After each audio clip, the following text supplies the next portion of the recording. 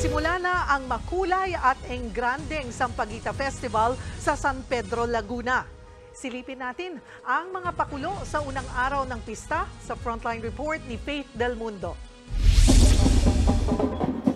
Napuno ng Sampaguita ang tinaguriang Sampaguita Capital ng bansa, ang San Pedro, Laguna. Kahapon lang pumarada ang makukulay at bonggang floats na puno ng Sampaguita. Merong manok na sinabitan ng Sampaguita. Meron ding replika ng simbahan na puno ng Sampaguita. At ang bahay kubo na ito, may palitsyon pa. Imbes na cherry blossoms, naging Sampaguita blossoms ang nilagay sa Japanese steam float na ito.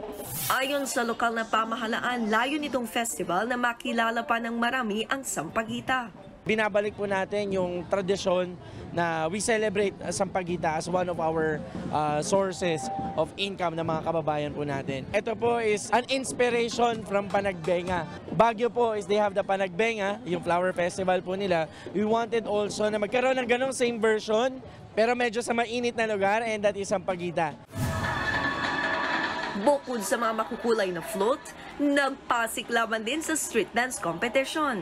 Talaga namang mapapaindak at mapapabilib ka sa kanilang performance. Kaya ang mga nanonood, enjoy na enjoy. Nakikita namin maraming masasayang tao . Dapat dayuhin talaga to. Siyempre, masayang masaya . Mas na-miss po ako sa festival ngayon kasi mas nag-prepare po sila. Ang angas po!